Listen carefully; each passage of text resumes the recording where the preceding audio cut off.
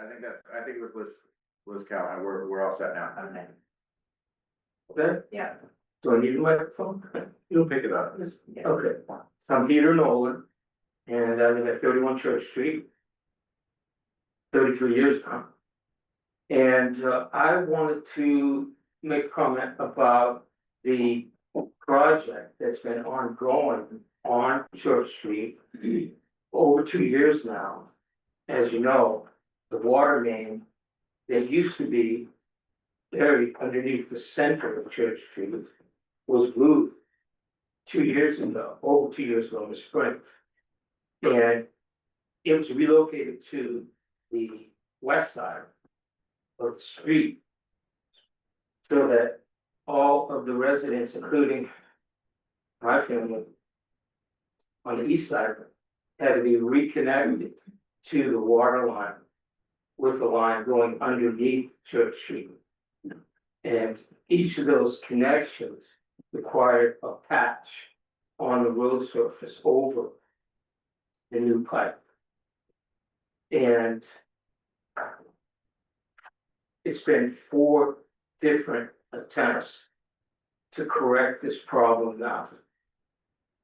The initial attempt was by the subcontractor that the water department had hired to do the work moving the water pipes. And they made small patches over each reconnection that were maybe 4, 5, 6 feet wide. And each time, over a short period of time, weeks and months,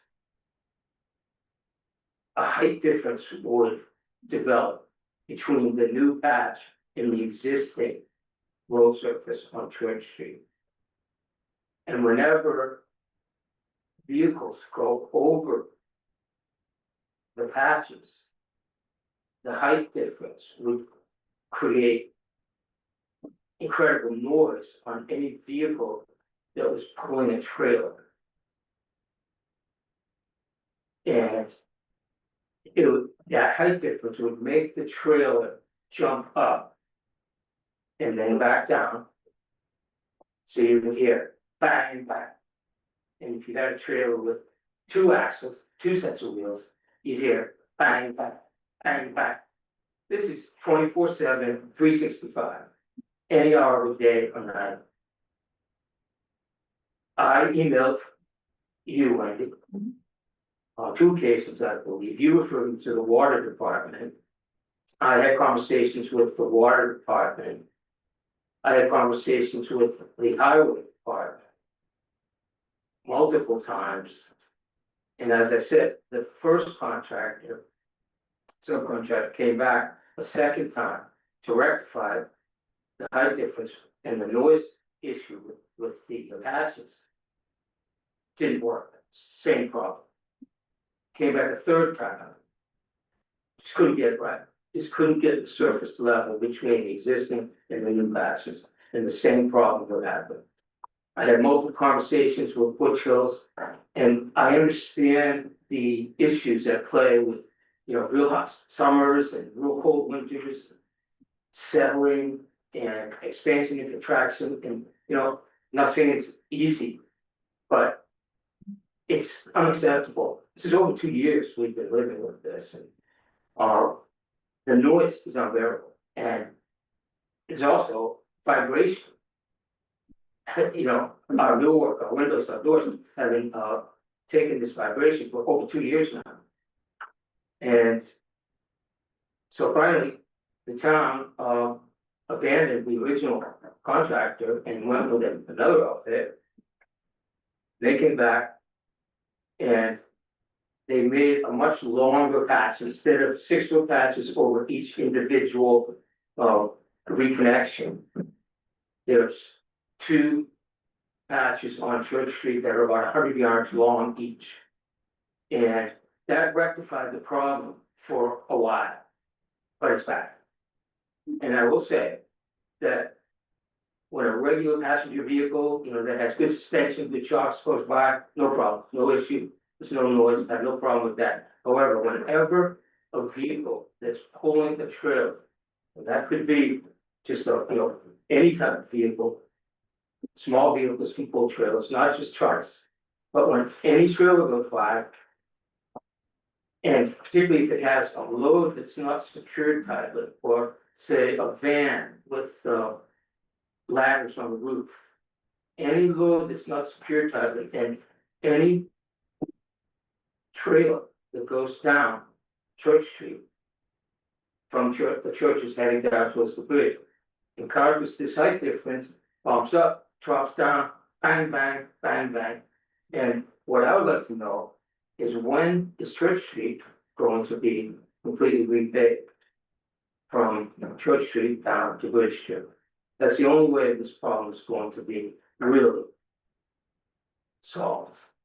And I haven't been able to get an answer on that. Closest I've come is Mr. Hills, which Hills said, well, if there's money in the budget and if we can get to it, then maybe we'll do it this year.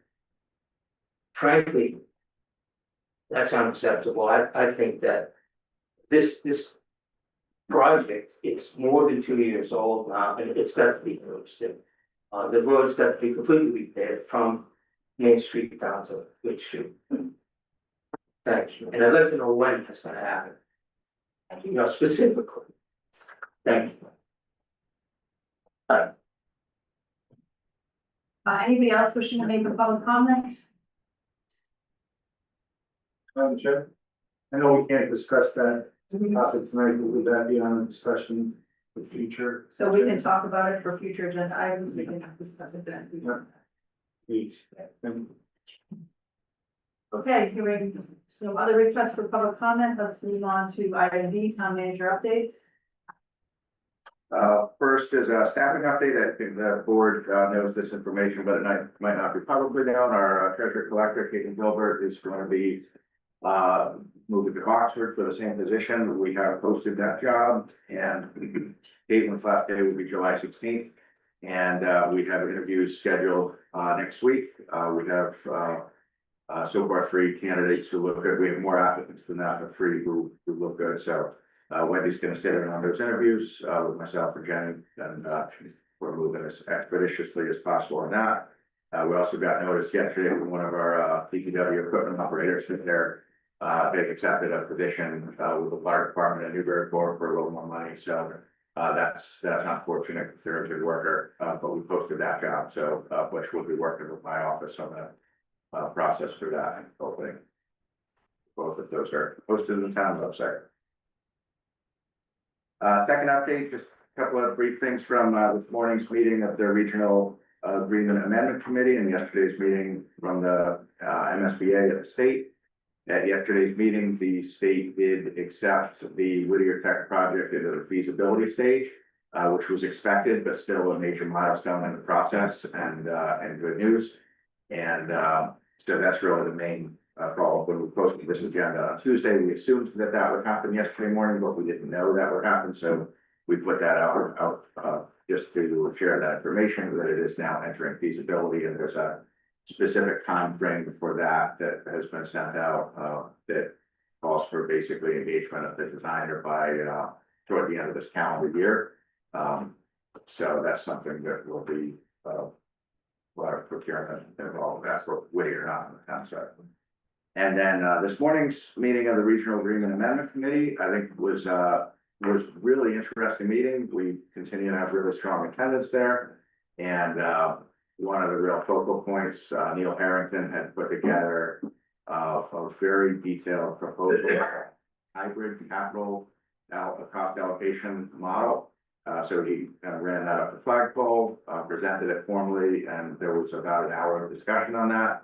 And without getting it all back and forth, basically the tenor of the group is working towards some kind of change in formula that would represent a compromise where different cities or towns would gain or lose to different degrees. So there was some follow-up today with a suggestion to basically the hybrid he's looking at is right now the capital allocation is based on total school age population, grade K through 12. he's looking at a formula that would have that remain part of the calculation, but school enrollment be part of the calculation. And he's got a very thoughtful rationale. I'd be interested in Chris's thoughts, but I was very impressed with, his work.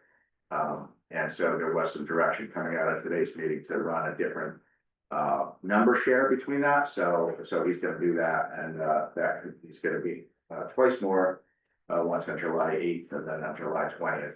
And then wrap up his work and present to the school committee. So we can have that on for the next board agenda for more discussion of this potential hybrid funding model, because that had not been on the table until he sent it out about 2 days ago. And he did like a 6-page memo.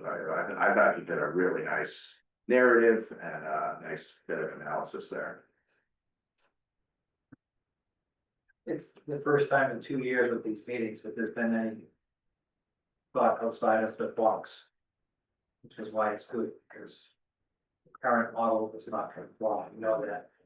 The problem was that I see, I mentioned at the meeting, is Neil's basic premise is you have to hold Havel harmless. That means that they would not be responsible for any more funding than they would have been on the previous plan. So by holding Havel harmless, it slides the dollars to the other 10 communities. So, and the biggest problem this committee has is any vote on Whittier, whether it's to change the regional agreement, has to be unanimous. So when you said, when you make whole table harmless, they get on board with the concept, but then potentially 3, 4, 5 other communities are then not engaged. And it's not just the members of this committee in this meeting, but it then goes to the school committee, they have to approve it. And then the biggest hurdle is the communities all have to approve it, all 11 communities would have to approve it. So this unanimous vote, which was done back in about 67, so it's really handicapping the whole process. But at least Neil's started new conversations to see if there's a formula that can be worked out, I'm not sure.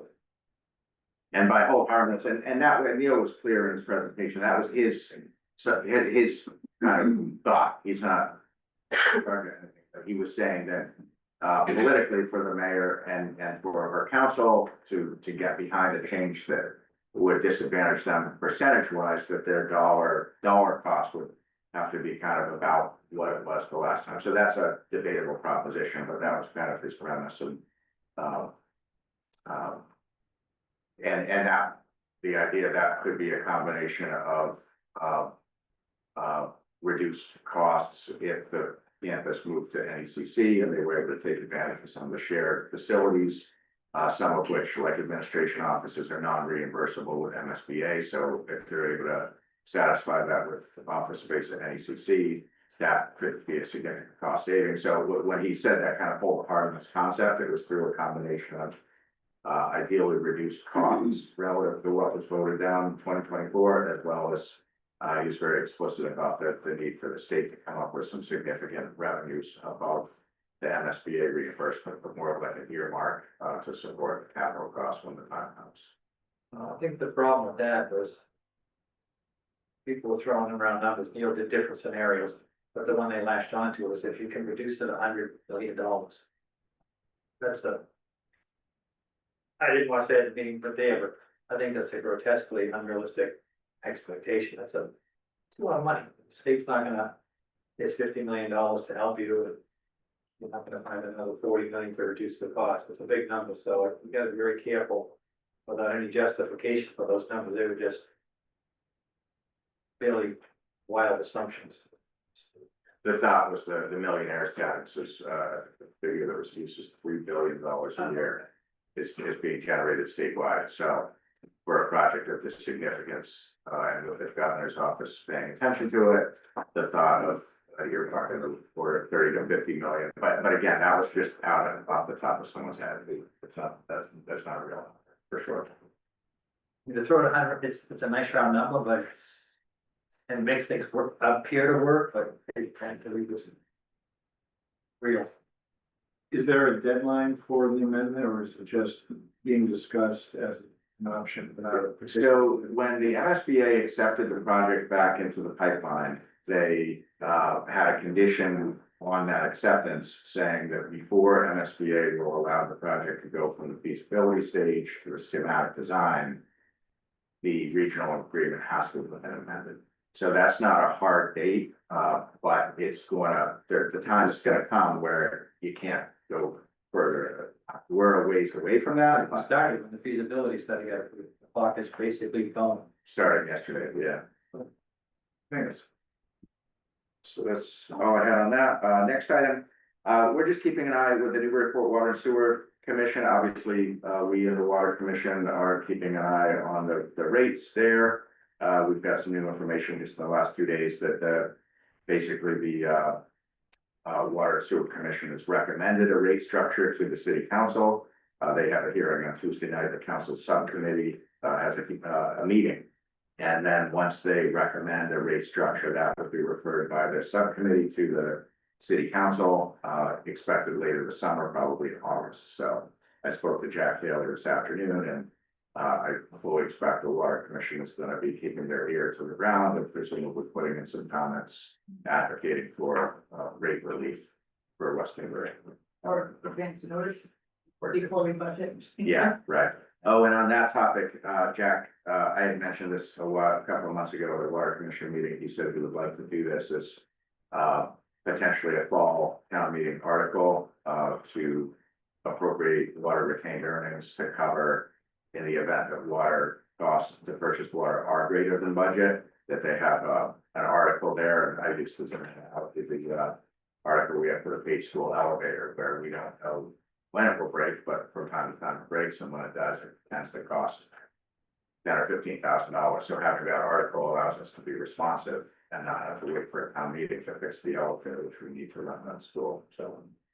So I put a placeholder on our list for potential fall article. I told him he would just, the Water Commission will have to submit a request. So is this the item that in what I was reading where Newburyport wants to charge us or is charging residents the commercial Newburyport? They're not, that was not correct. Okay. Jack's email, that's not correct. Thanks. And then, library, facility comprehensive planning, I think you wanna pick that up, because I mean, I just have Corinne's email, so. Yeah. So, yeah, they had 4 submissions from prospective designers, they interviewed all 4, it was unanimous, the selection. And they've now since contracted with Udens Ello. I don't know if I'm pronouncing that correctly, but everyone was very impressed with the selection, the interview. So they're now under contract, and there is an advisory committee that library director is coordinated, that's gonna have a meeting sometime next week to kick off that. Monday. Oh, it's Monday? Okay, great. Yeah, they have a lot of experience with libraries in Massachusetts, historic, so it's All right, and then finally, just on transition items, I passed around an updated list just since last Thursday, so there's not a whole lot, but I did put in red lines of anything that changed since then. So if there's anything on here that you guys want to ask me about, either now or next week, I just continue to provide this every week or every couple of weeks, just to kind of check things off the list and close in on the end of my tenure at the end of July. So are you leaving things on here once they're completed, or just leaving? Yeah, I'm marking them complete.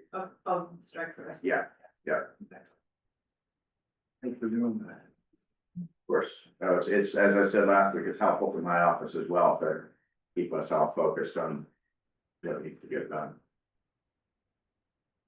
Okay. Okay, thanks. That's it. So I'm looking at the time, did you commit to 6 o'clock? MeVa? She can stay, let's see, is Christina here? She's gonna arrive about 6. It doesn't need to be ready at 6. Okay. So I think if she's out of here by like 6:30, it would be good.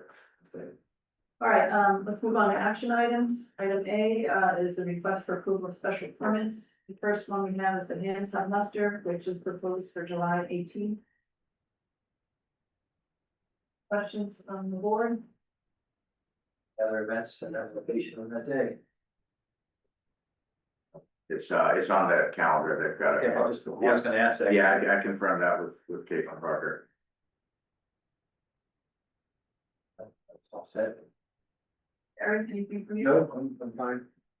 A motion to approve the special permit for the anti-muster on July 18th, that's submitted.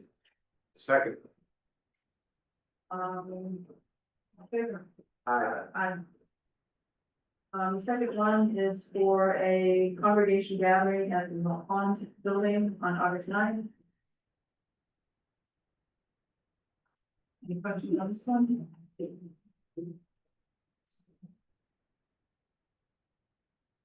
Barry? Nope. Oh, Sorry. I thought you were. I'm just trying to go through the insurance stuff to get to it.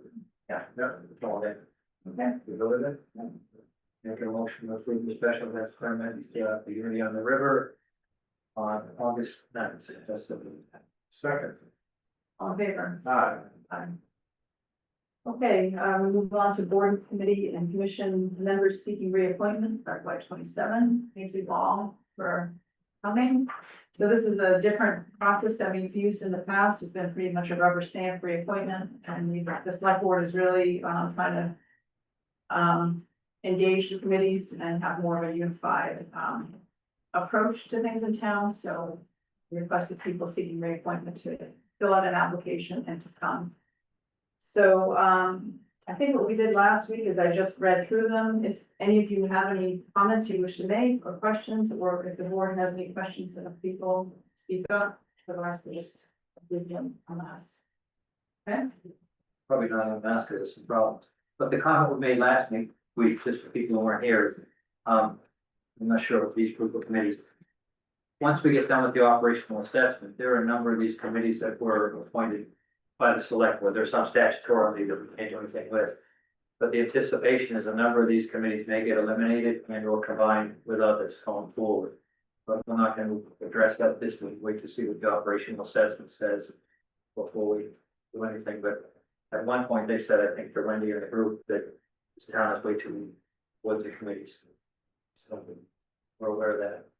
Yeah, I think, you reach a critical mass and then town government is here to support committees rather than committees supporting more of the town. So it's just part of our continuing evolution as an efficient town operation. So before we start, give gently, can I ask about, we have a packet of the applications.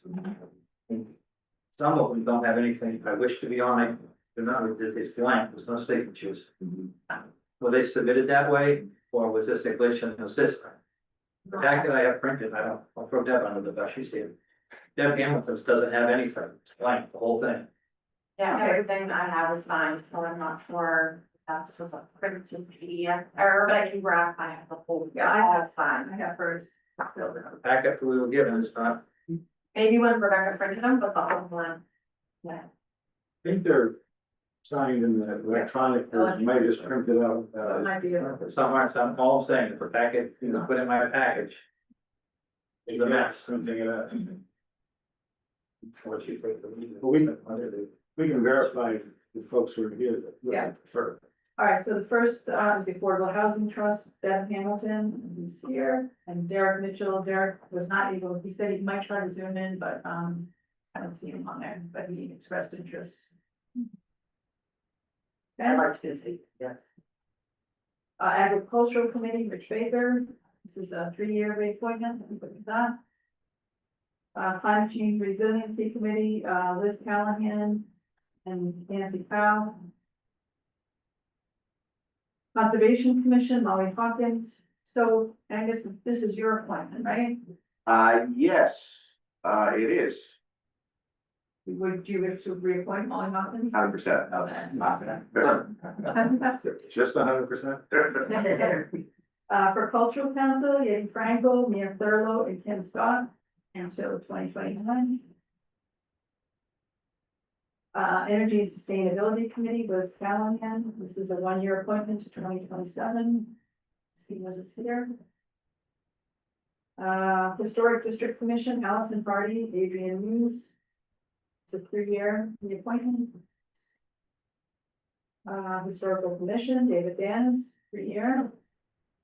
Mill Pond Committee, Jennifer Costain, 1 year. No, That's what I said, it's wrong, Yeah. it's that 3 years that on the I app. didn't know if you said I'll only do 1 year. We'll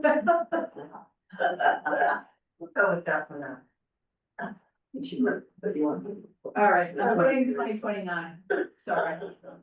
Open Space Committee, Holly and Switzer, this is a 3-year reappointment. Tree Committee, Russ Callahan, it's also a 3-year. And Zoning Board of Appeals, Sam Monahan, Borgioli. She's on. She's here. And that's it. Chris, did you say you had? Or just on the, It was, the forms are not there, I don't know what to say, there are any, some of you that have forms in here, their applications, so that I have is hugely disconnected from what you have. okay, so there were a couple forms that were not submitted, but the people followed up with emails to Amanda. I mean, this is the first year we've done it like this, so there's gonna be some kinks, but she was able to contact everybody. So everyone you just read either submitted a form or communicated it. Yeah, Yeah. Chris, I don't know what you have, but I'm assuming that, it's some technical glitch, because sometimes when there's a fillable form in PDF, all I know is on the server, they're all separately saved, separately listed, everyone's name, they're all complete. My assumption is that when they were put together, that sometimes it overwrites if there's a fillable form. And so we have Rebecca have a trick we do to avoid that, but I don't know, anyhow, so. Sometimes when I print PDFs through Adobe, there's a box at the bottom that says eliminate comments. Yeah, And if well, you what, don't check that box, it'll print without like comments or redlining. yeah, So- or we'll actually print it to PDF and create a separate PDF, so it's no longer filled. And then you can integrate it without it overwriting the content, but I just attached what was in the server, so I didn't forget. So you want a motion? Yes. Right, without repeating all those names, I move that we reappoint all of the individuals who were just identified and listed by the chair or the terms as identified by the chair. Second that, on favor? I Aye. All opposed? Okay. All right, thank you all. Thank you for saying Thank this you. to me. Thank you. For the Conservation Commission, does that have to be separate? No, that's part of that, well, yeah. All right, you are all welcome to stay, or you may prefer to go to the bandstand if that's your choice. or other places. Yeah. Thank you, and thank you all for volunteering. We'll talk about getting sworn in tomorrow. Great. All right, the next item is the board of registrars vacancies. There's 2 vacancies here. I mean, do you guys follow all this? Yeah. I'm. Yes, Did you get candidates? we have the candidates, it's just not clear to me how many were appointed. There's 2, right? No, depends what you read. No. Something. One place is 2, and one place is 3. Folder.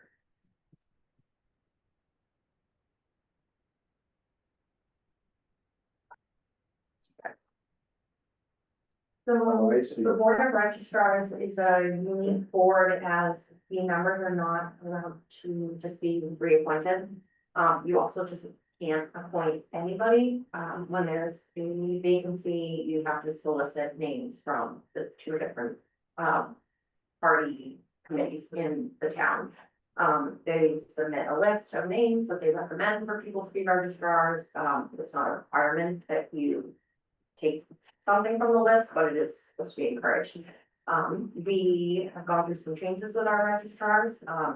Last year, one of our current registrars, Lisa MeVa, was appointed. It was just for a 1-year term. So her term is already coming up, very quickly, but she's interested in serving in that capacity again. But when her reappointment came up in the resignation of another member, we had to post both of these vacancies. So when I reached out to the Republican Town Committee, they provided recommendations for Lisa MeVa. And then they also, for the 3-year opening. And then for the 1-year opening, they recommended David Archibald or Peter Nolan. And then the Republicans, the Democratic Committee recommended or nominated Janet Schuster. So we have 4 candidates. One of them is currently serving. We recommend obviously that our current member be reappointed.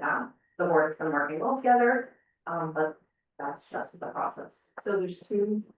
I was confused that you said it could be 2 Republicans or 1 Republican and 1 Democrat. It can, so the board is comprised of 4 people. The town clerk is automatically on the board, the town clerk can be enrolled in the party, but we like to stay unenrolled, so I'm unenrolled. And then there's obviously break, so we can't. The registrars are not allowed to be unenrolled.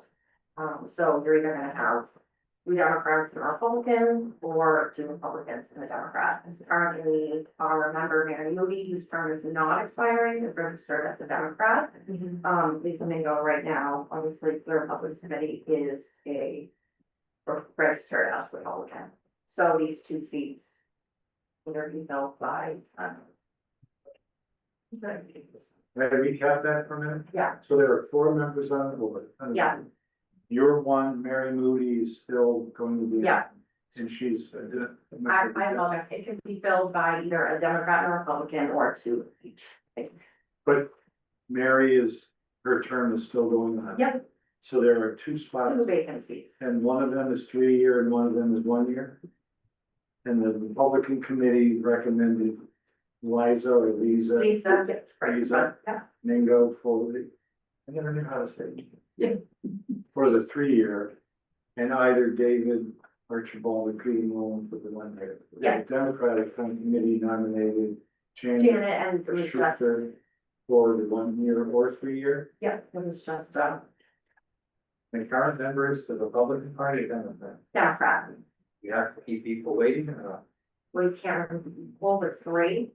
So if if the current person is a Democrat. Yeah. You can't have 3 of this, you can't have 3 of the same, it's hard to keep it balanced. Excuse me, can I ask a question? Why can't the registrar be unenrolled? What's the prohibition? Law, it's a law. Yeah. It's a law, but they allow people to register to vote as Yeah, unenrolled, I don't but wanna they debate, can't serve as registrars. yeah, I don't wanna debate. Right. I mean, It's been spread, it's It's state not law. a party. Yeah, Okay. so, your recap, do you understand your I recap? do, yes, now I understand there are 2 spots, 1 3-year, 1 year, and Yeah. you need to select someone from each. No. We don't, they could be all Yeah. Republicans, or it could be 1 of each. Yeah, I'm gonna do a split motion, I'll nominate Mr. Mingo for 3. This second. I'll second it. Barry, you still thinking? Are we gonna do it, each of them independently, or? Yes. Is Janet here? Yes. She is. who's online? Janet, were you interested in the 3-year or the 1 year, or? You have a preference? Either way. So Amanda, the Democratic is a 1 year or 3 year, or just? It doesn't. Could be for either spot, they each nominated people for either of the spots. Right, but Chris just nominated Lisa. I know. for- Yeah. So I'm wondering if then there can be other nominations and then a discussion or hear from the individuals as to, Okay, right? So just to make it interesting, so this is under discussion? For the motion? or if the floor is open for nomination. So Chris has made a motion. It was seconded. He made a nomination. Or I'm with the motion. Okay, so under discussion on this motion, if you would Yes. like to, I'd like to suggest that if Why don't I you- wanted to nominate Janet for the 3-year spot, then we would have 2 candidates for that spot. And then they're both here, we might hear from them. Lisa, do you have anything you want to? Do I need to go to the mic? I think you're fine. Oh, You should yeah. just, yeah. I've been serving in the town for many, many years, resident since 1992. And we've been heavily involved as much as was possible with volunteering, with anything that we could, and I have served as a teller in the voting for years with many, many good people from both parties. Enjoyed that thoroughly, and this new position for me meant that I can't serve on any other boards. So I chose it specifically when I was asked about it under Jim Blatchford. And so that's when I joined and was appointed back then And I- And resign from the housing authority. Yes, it did. The housing. authority. Sorry to do, but I understood the responsibility and the balance and the need, and so I'd like to continue and be reappointed. Janet? Yes. anything you want- Oh. Anything you want to say about yourself or why you're interested? You just muted yourself, Janet. Oh. Janet, there you go. Oh, how about now? Yeah. You can hear me? Okay. Yeah. So I'm Janet Schuchter. We've lived here just for 3 years now. We moved up, my husband and I, from Wakefield, where I was the chair of the Wakefield Dems. I'm happy to help if with this position. If there are other people who have been here longer, I can certainly understand. I'm happy to help if there's a need. Okay. There is one more clarification. How many more years is Mary Moody's term? 2 more years? So we're actually, I can offer a friendly amendment to Chris's motion. I suggest nominating Lisa. Yeah. For the 3-year term and Janet for the 1-year term. It would be separate motions. Oh, okay. But that's. All right, so the Then I'll- motion on the floor is to appoint Lisa for a 3-year term. You second that? I do. On favor? Aye. Aye. I make a motion to nominate Janet Schuchter for the 1-year term. Okay. Yeah, it's a 1-year term. Second. So are you feeling, I'm assuming that you want to appoint one Democrat and one Republican, is that? Yes. Okay. So the 2 other candidates, do you have anything you want to add? I was a little unclear, as everyone was here, on how many spots there are and so forth, and I was asked by the town committee if I would consider doing it, and said sure. Okay, And I certainly think it's a necessary position, and just, ensuring that people feel confident in the integrity of elections and stuff is very important. That being said, I didn't realize that we're have plenty of extra help here, so I would, in my instance, I would certainly defer to it for Peter, so I'll take myself out of consideration. Peter, do you have anything? you wanna- Well, sure, yeah.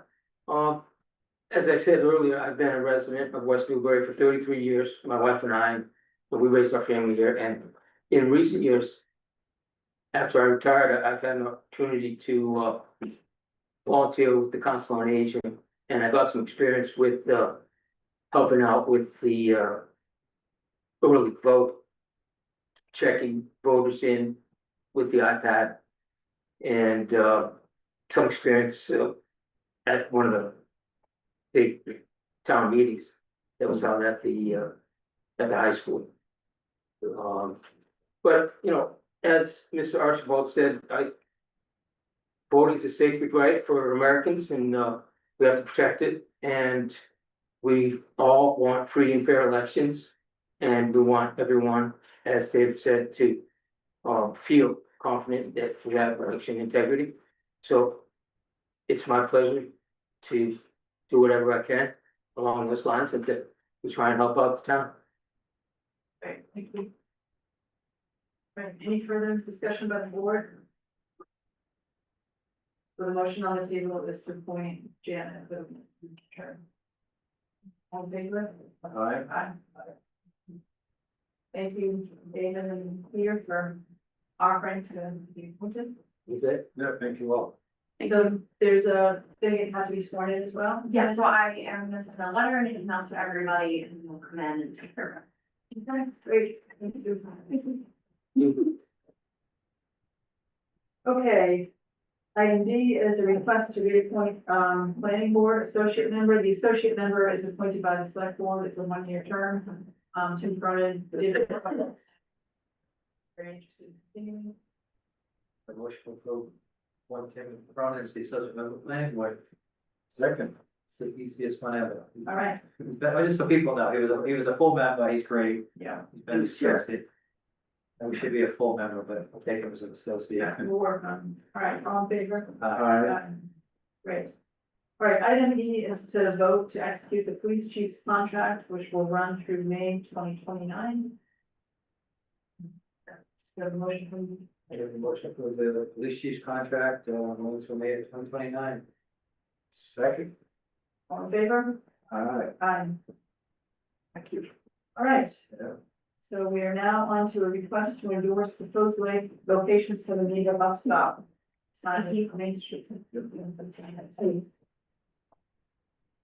So everyone, I'm Christina Minicucci, I'm from MeVa, Transit, I'm the development director and also in charge of our bus stop program.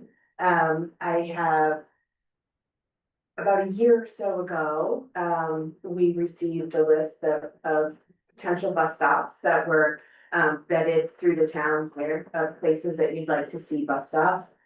They align very well with the way in which we like to do bus stops and the placement of our bus stops. We have hired an outside consultant who goes through the process of making sure the bus stops are placed appropriately in safe locations. They reviewed that list of stops and they were perfectly, they're very happy with the stops that West Newbury chose. And they work well with, our protocol. Right now, you can see this nice map that Angus put up for me. Right now, there's just the one route that goes through West Newbury, and that one goes from, it starts in Lawrence, it goes to Haverhill, and it carries all the way to the Newburyport train station. It comes through here periodically. In fact, I passed it on my way here tonight. And it's really just kind of a long haul route, I guess you'd say, for people who may need to work in Newburyport or trying to get to the train station. It will stop in these 5 locations as requested by people, so there are actually 10 stops, but it's 5 locations, one on either side of the road, the near side, far side. And they're really at prominent locations for the town of Newburyport, so starting in Pawtucket would be the first place, so it would be, students who may want to get on and off, they can go into Groveland or Haverhill, like I said, or they can go in the other direction to Newburyport. One of the things that's nice for some of our other communities is our high school, especially the 18 to 22 transition programs at our high schools, love to use our buses to go on field trips, to go just kind of explore the area. In Lawrence, I know that the kids, even in the middle school, they take the bus on field trips, but their middle school, instead of having to pay for transportation, they go to some of the different opportunities of the Historical Society or art, the library, etc. So we try to position bus stops as close to schools as possible, because especially high schools tend to utilize our service throughout the day for things other than just getting back and forth to work or medical appointments, but they can really be used to expand opportunities for school students. The other is the town square location, which obviously these are places that make a lot of sense. There will be and I can't remember, it's the 1910 office. Yeah. I just got a new prescription and I have not gotten I was like, I think it's 1910, not 1912. I got a new prescription 2 days ago, but I'm still wearing the old glasses. And so, yeah, thank you, that's so great. Then further down in the library, we try to highlight, we try to have stops by libraries all across our whole region, and every library in any community we serve has a stop. Oh, look at that, now I have to take my glasses off to look at back. That great phase of life in between. And then the last one is the Page School. So again, as I mentioned, across the street is the recreation area, but that is just one of those, again, another opportunity for students to be able to use probably the Page School students may not be the ones hopping on and off on their own, but like I said, a lot of times the teachers are able to utilize the service to for all of you who build municipal budgets, you know that school budgets are always a point of contention, so it helps kind of expand opportunities, and we're free. So our system is entirely free at all times for everybody. So even though we have this route that goes through town, we also have our mini MeVa program, which you basically build the small buses. That is open to anybody in the town of West Newbury. So you have this unique situation where you're grandfathered in, where anybody of any age in West Newbury has access to that mini MeVa service. You just have to call and book a ride. They'll pick you up from origin to destination. So they'll pick you up wherever you are, take you wherever you need to go. That's also free. And like I said, that's for any age. So it's a good opportunity, especially for people who don't have access to a car. I know that there are some people in other communities that use it, like they use it they take our big bus and go to Market Basket, and then they ask the mini MeVa to pick them up and take them home once they have their bags. So you can mix and match the service, and for West Newbury, you get a little bit of both. So not everybody else. In all the other communities, it's 60 plus for mini MeVa, but you guys get both the big bus and the full service, so. Most everybody in town's over 60. No, I would definitely be checking IDs in this room, so you might not be quite old enough, but, so I think that's kind of, that's just the overview. I mean, the way that we put in these stops is, like I said, these were the ones that were approved and given to us, and this is us kind of coming back for your endorsement of these locations. Before we put anything in the ground, we would mark the location, make sure we verify it with DPW and your safety, police and fire. And we always do dig safe and go through the whole process. So what, is it just a 4x4 with a sign, or what does the bus stop? Oh, yes, it looks like, I should have brought one in, but it's a round circle. We call them lollipops because they're round and they look like a lollipop, and they, just like those icons on there, that is the icon. It's about, it's about this big, and it'll just go on a post, and it's just, if you drive down 113, Groveland has a couple of them that you might see on 113. Just a standard pole with a little lollipop on top. And they go on existing poles, there's one in the area, like a phone pole. They can, yep. Around That would be nice. We can, I mean, and again, that's something that what we can do is, again, we can work with DPW and, we usually talk to police just to make sure that there isn't a concern that we're not aware of. That they say, oh, well, every day this building lets out at a certain time and that's a terrible place for you to stop, just so that, we get to know the specifics. But if there's anyone else that we should consult with, but mostly we always mark it first and make sure we take any feedback, because we can adjust them slightly up and down the street. So what does the stop consist of? Us stopping on the public way and people are standing on the side of the road near the sign? Yeah. What constitutes the stop? So right now, we operate what's called a flag stop system, which means anybody, like all of us could go outside right now and stand all along the street and we could wave the bus down and the bus would stop for me. Without being near a sign? Then it's up for you, Barry, and it's up for Chris, and it's, and so Yes. it's operationally inefficient, so we're moving to signs. So you will Because not that's any more- longer do the wave and stop? No, we're across our whole system, we're trying to kind of get away from that, because, so here in West Newbury, if I said to somebody, how do you take a bus, they don't know where to stand, so it helps. No, you won't be doing that. We're not going to be, no. So you have to be at one of these stops. Yes. Okay, and how will people know that? How do you announce that to people? If they're waving at the bus because that's what they've been doing, the bus driver is gonna say like this. No. So, yeah, so what we've been doing is we've just started transitioning to fixed stops. And so Lawrence is our sort of test ground because we have our most riders in Lawrence. And so it's been a rollout. We put up these signs that say, coming soon, a bus stop. This will be the coming soon stop. Got it. And then for a few weeks, if people weren't standing at that location, just so you know, starting on June 1st, you need to be right There's gonna be there. a break. Yeah, and then we picked people up outside of that for a couple of weeks. And then, we still said, listen, we're only doing this for 2 weeks. We'll still pick you up, but in the future, you need to be down there. And in selecting the specific location of the stop where the sign is, you're gonna work with police and highway on whether it's here or 10 feet here? Yeah, Okay. just to make sure So that there's there's, room and no trees and not line of sight, yeah, exactly, one on each side of each of these locations? They're gonna Yes. be together? yeah. And they may not be exactly Yeah, across no, the street, they could be staggered slightly, but yeah. Have they already reviewed this with the chief? Yeah, yeah, Chief yeah. said, so I see that. Yeah. Back in 2004, Chief Dwyer and I met with Ed Nutter. 2004? 24. 24, Yeah. sorry. 24. And we went over all of Main Street, came up with these 5 spots as being, place you get off of the bus and have a chance at exit route. It was pre-cleared by getting out the middle of the road, it was pre-cleared by you guys. Yeah, that's great to hear. Yeah, and this really is a much longer process. I mean, we'd like to go out there and put them in, but it's always better to get the town to like them first, so. My last question is, how many mini MeVa vans do you have? I think right now we're around 35. Oh, that many. Yeah, we do about 500 or more rides a day. Thank Yeah, Can I make a suggestion?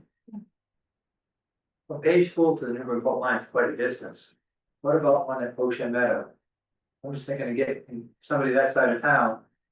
It would be very inconvenient to get to the Page School. instead of page school, Huh? instead of page school. No, in addition.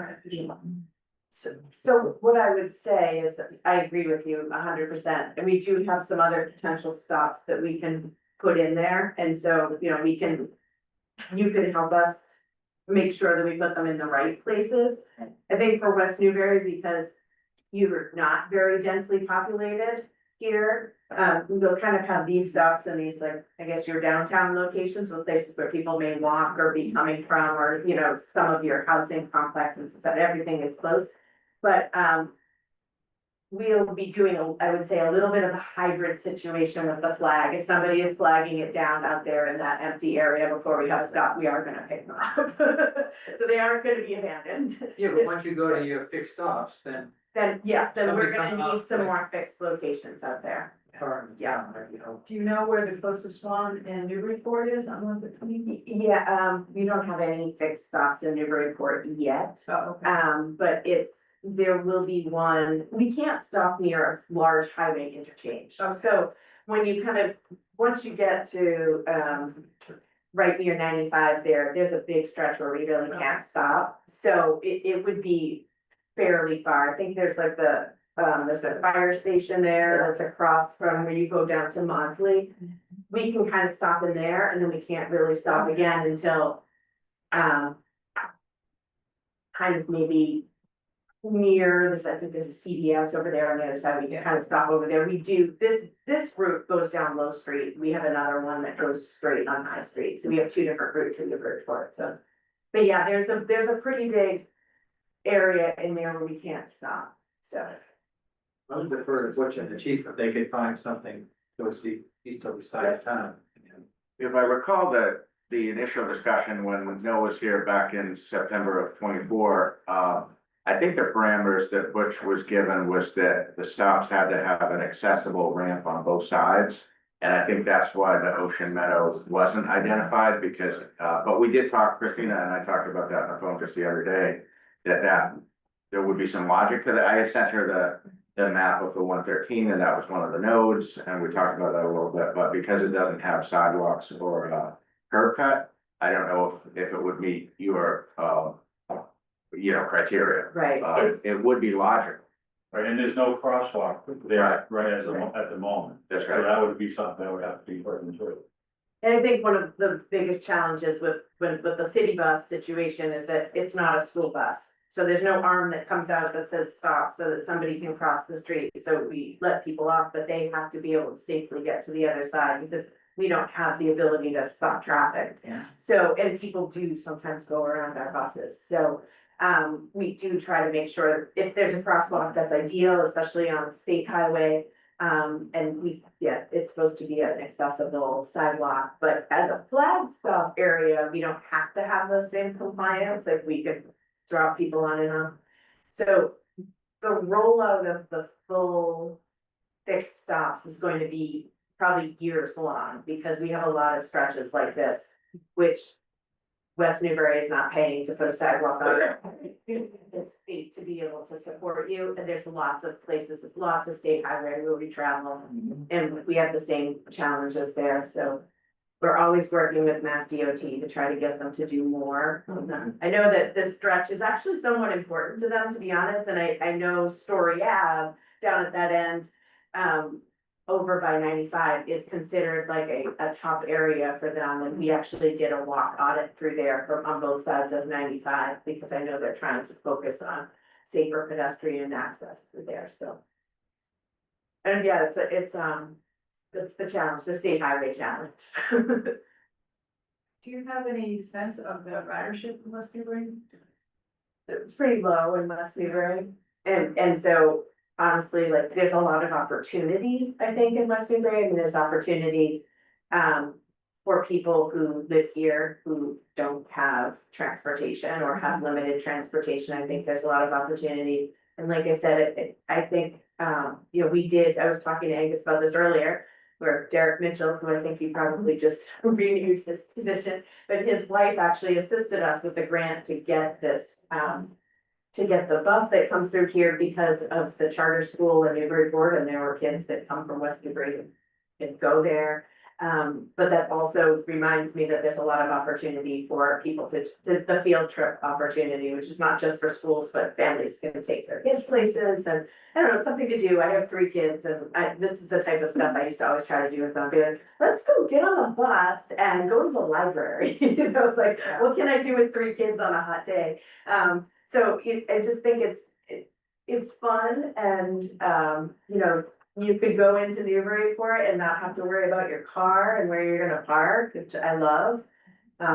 I take the bus all the time, so everyone's gonna be like, does you work there? And I was like, but also, I don't like parking my car and getting a ticket or getting towed or being late because I can't find a place to park. So, you know, it just kind of adopted the taking the bus way of life. And yeah, I live in North Andover, which is, you know, more people than West Newbury, but similarly spread out, so. Not a ton of bus service, but it's still fun, so.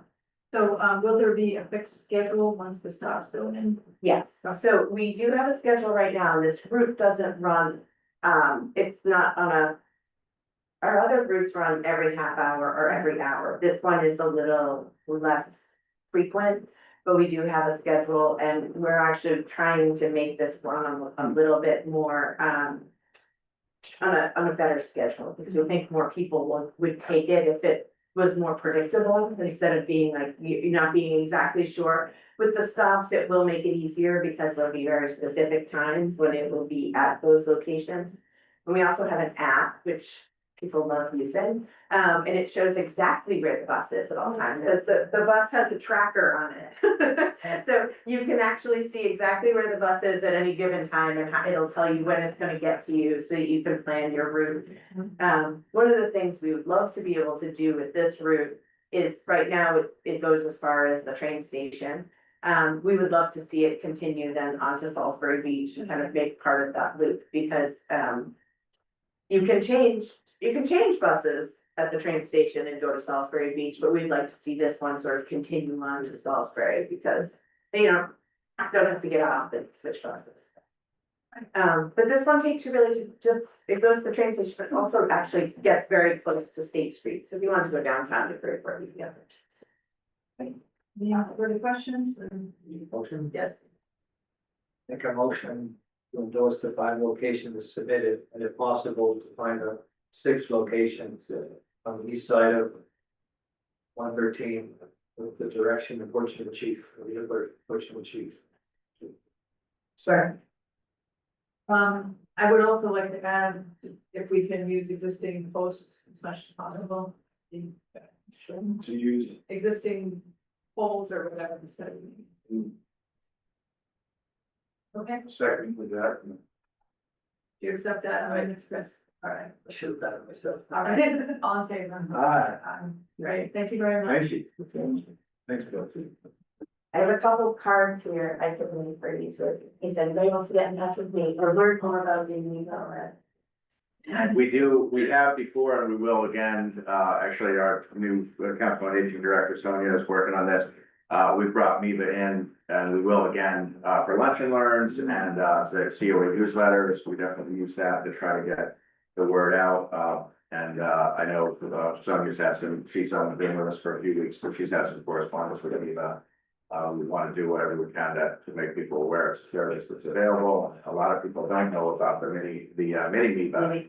Well, I typed MeVa into the town website search and there was a link to the rain and ride Yeah. information. Yep. And it's really, it's old fashioned, you call and you talk to an actual human. So, and that's how you book your ride, but we're working on also adding an app option, but that's not there yet. So we're just strictly old fashioned right now, phone calls, so. You use it to go to a movie, you go to the beach, and say, people don't realize the flexibility. Go get your car from the shop. It's funny, people do that, so, but we always say that it's, we don't ask what your purpose is. We don't care what, this isn't like you can only go to doctor's appointments. You can like go with your friends to Salisbury Beach and decide if you like Christie's or Tripoli's better and come back. So, you can do whatever you want. It's a lot of fun. Fantastic. Right, thank you, appreciate you being here. Thank you.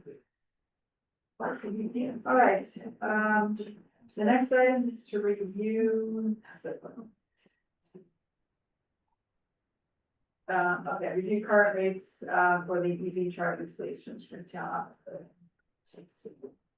So, a lot of information in here. Chris, did you get what you were looking for from the document? No, I did think I sent a bunch of emails with the contracts, I looked through them. And we're not bound to anything further than, other than if we don't want them. It's the town's obligation to either move them or terminate their operation. It doesn't say physically have to move. So. What does that mean, terminate the operation? Just like. Okay.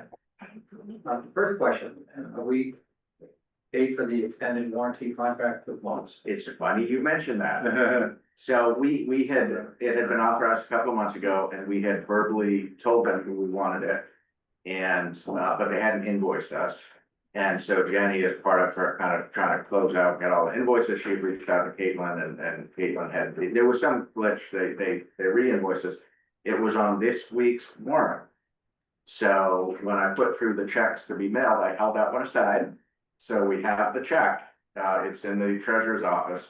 But I decided I wanted to wait, see how things go tonight, because if it looks like the town or the board wants to go in a different direction, we could contact ChargePoint, say, obviously we're gonna pay them for the warranty back to March, because we authorized that. But we could, if you wanted, we could say, we'll end July 1st, we'll prorate it, instead of paying the 5,400, we can pay whatever's a proportional share. So I held the check back in anticipation of today's.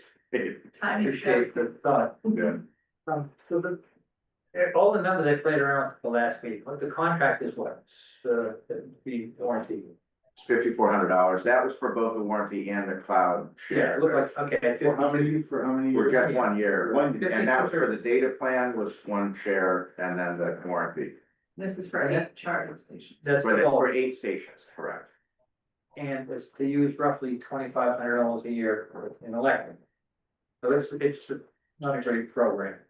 The other thing, and it's not in the packet, but Angus emailed us. The cost to put these in, granted, they got grants, was staggering, it's $140,000. The $2,000 of utilization in electric a year, it doesn't make any, this is so upside down in my mind. It would be simpler just to put an electric plug out in the parking lot without the meters, just let them plug in and charge when they want it. It would save you thousands of dollars a year. Why do we have to have a fancy little thing that's connected to a cloud that people get billed? Give them the electric for free and you'll still save $4,000 a year. I just don't understand these units. There's no. Was it 100% grant, Angus, or did we the town? No. It was a modest amount. I think it was about 5,000 or 6,000 that the town, which I shouldn't. I think it was 3,000 each maybe. Yeah, I think that's about right, compared to the construction costs. I think one of them was 46,000, the other was, the numbers were quite high. That was all grant funded. Well, that was 72,000. It's almost $140,000 when you total it. Then you pay. I guess the warranty for the first 3 years was like 10,000. So you're at 150, now it's 5,000 a year for a warranty. So what are the implications of just turning them off? So let's take it one at a time. So the warranty, we could cancel the warranty. that would not be any issue. And I did ask Caitlin after last week's meeting to look into, I know I mentioned at the meeting that there had been one claim put in on the warranty for some repairs to one of the screens. She did contact the company to see if she could find out what had been the cost of that. They would not give her that. They said it was covered by warranty and they weren't basically, and she followed up with them and said, oh, I've been asked to write a report on it, so she is continuing to look for that, but we don't know what that repair was. It was, can't imagine it was much. So at a staff level, we really would be totally at peace with not going forward with the warranty. The issue of the cloud and whether you provide service, that's a different conversation, but whatever direction you set will do. I'm not aware, like Chris said, I'm not aware of any continuing obligation past the 5 years. That's all I read in those grant documents. But as I said in my email, that was all right in the height of COVID and, different staff were involved in the review. So I would want to read the fine print, and I talked to Caitlin about it. I said, if the direction does seem like it's going toward pulling the service, I would obviously want to call Lori Timmerman at National Grid and just say, hey, this is where we're going. Is there any fine print we might have overlooked? So the cloud part of it, that's not an obligation either, right? I mean. Well, that's needed in order for them to function. Because that's, I believe, how they connect with ChargePoint as a. Okay, I mean, it doesn't provide the electricity, it's just a monitoring function. Right, And there's a charge for that? yes. That's It's a about big charge. right? What's you take the warranty out, what's left for? 8,600. And which page is this? I saw warranty is three, yeah. What page are you, oh, Yeah, page 36, yeah. so the 7,060 is warranty, maintenance and management. Those are the 3 years to. Cloud is. Yeah, these were the earlier quotes we got, and then we followed up with quotes with just 1 year because the numbers were big. So what is the cloud? 8,000 or 86. So that is the 8640? No, but that was, but that was through that, that was for 3 Yeah, years. it's 3 years. Roughly $3,000 a year. Right. And that's necessary for them to work? It's part, yeah, it's not necessary to provide electricity, but No, they have to do And that. what does that do? Link them to grid? What They collect the money. So they're the Then they- middleman. Yeah, and then they send us And money. we have to have them as the middleman, we No, but can't. this is a good point. Suppose they shut off the cloud and it just stays as an electric outlet that I just. And then just no one's monitoring it. Don't have to Yeah, get paid. It's just gonna cost the town $2,000 a year rather than the $8,000 we're paying now. We need ChargePoint, right? Yeah, you need an electric outlet. So if we're paying grid for electricity on those machines, and then if they happen to break or need work, we can find repairs. It could be $600, for a chip or something. But you don't need these guys to be in the middle, perhaps. Perhaps, Still yeah, I provide don't know the service. technology. If we wanna charge, we wanna get reimbursed, power we probably do. Well, that was my other question. Yeah. Without them, can we find a way to charge people I don't for think what so. we pay grid? What are you doing weekends? You just sit up there. I will do that. Well, what would it take to, It's probably proprietary, I don't know, you just call up member B and. no, a grid can't tell us how much power is being used. So that's just a lump sum. This tells you that Joe Schmo used it. The grid can tell us how much power is being used, but they're not gonna say, person A used this much, person B used Yes. so much. When you add the cost of the electric in the contract, it costs the town roughly $8,000 for people, not all residents, using about $2,500 in electric a year. Yeah. So if we terminate the contract and just have an electric outlet, you're still saving money, Right, well, Which is great. it's costing 20-something $2,500 a year. hundred a year. To be provide that socially service. conscious of an electric vehicle, I don't have a big problem with that, unless everybody starts parking everything here all the time, then I'll have a surprise. So here's I like the idea. But I'd like to, you're gonna love this, at least we should get some input from the energy and sustainability. They were here at the last meeting, what input do you want from them? I'd like to know what they think of that idea. Do we know, is Chip or anyone on the call? Anyone from that committee on the meeting? No, No. It's gonna come down to either that or disconnect them, because I think these things should be self-sustaining. You shouldn't have to repay this money every year. Well, and as you pointed out at the last meeting, the money that we're paying beyond what we're getting, it's offsetting some of the electric charge is all the taxpayers in town paying this part of it. right now, all the taxpayers of the are using the revolving fund. Right, And for the first, it's like, what, $5,000 in the revolving fund?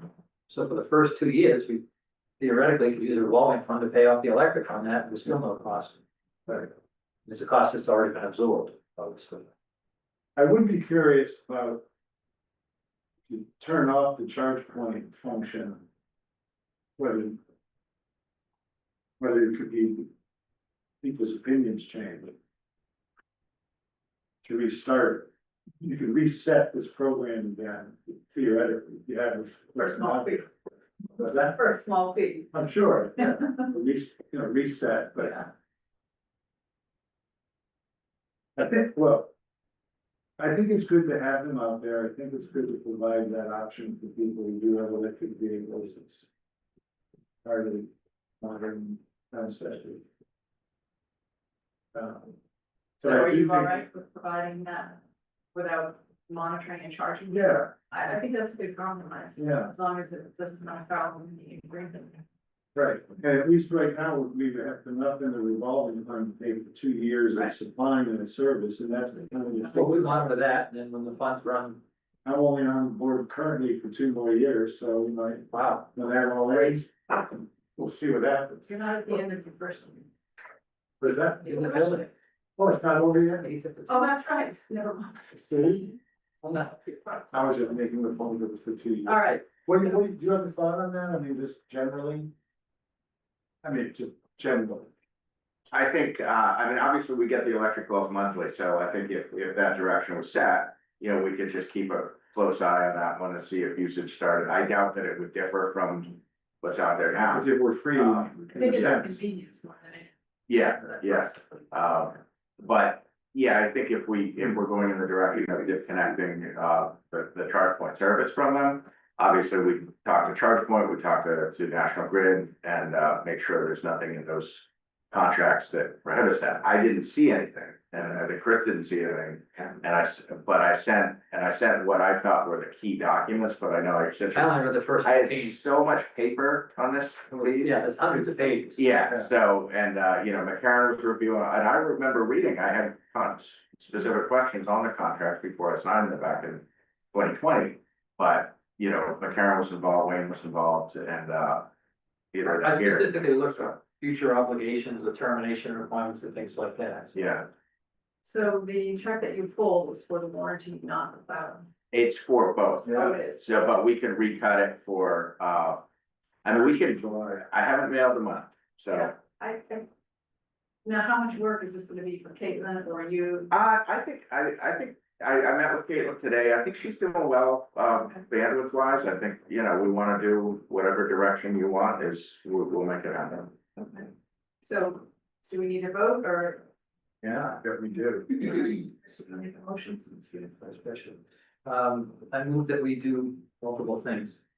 Number one, agree to pay for the warranty backdated to what is it, March, whatever the obligation is through July 1st. And then. Is it through June 30 or? Well, we had committed to a year, so we're gonna need to let them know we wanna curtail it. We're gonna pay, we're not gonna stiff you for, you know, cause it backdated to March, so we'll pay you for that. 30? I picked July 1 out of thin air. I wanna go to July 31st. As soon as we could terminate it, we could call them, you know, tomorrow or Monday and say terminate, and whatever date they'll terminate, we pay them a prorated My fee. motion will say until July 31st at the latest. Sure, At the yeah, early time. yeah, But to keep the units operational with the electric utilization to be monitored by the select board on a monthly basis. And the cost of the electric to be paid out of the revolving fund until it's depleted. I'll second that. Any discussion? Newbury? I am, yeah. All right, all in favor? It just, I mean, I think we all know this, but it assumes that the units still function without the ChargePoint, cloud program, so. And Yes, if they do not, then they just. I'll just report back at the next meeting, Well, I think the consensus is we don't wanna do it, so if they don't function, then. then they just be then turned we off, just don't, yeah, okay. right? No. I thought we were finding a way that they would function without the charger. It'd just be, Well, it's the assumption that will. Yeah. We don't know. Yeah, So I- what if they say no, it won't work without a charge point? Are we gonna rediscuss this or? yeah, because there's gotta be a way for those, All right, I don't. are they charge point equipment? Is it their equipment? Mhm. Oh. I mean, I can't, that would shock me to find out that they said it won't work unless you pay us for our cloud and warranty. That just would be surprising to me, but. Yeah, I would not be surprised. Based on the way these charging stations are. Well, then it would seem like a wasted investment altogether. It's not, if we just don't turn it on, it's not, we could always turn it back on. So. But I would, Not just with grid, but with charge point. right, Can we find out? Oh yeah, when's our next meeting? Can we make this? 2 weeks, And July. then finding out that they'll still work. That would be my, all right, I would vote if it doesn't work to just not. That would be my well, if the motion is motion to is, do it, even if they end up not being able to work, then I can vote against it. okay, But if it included, if we can defer this for 2 weeks to get more information to find out whether they will work without charge point.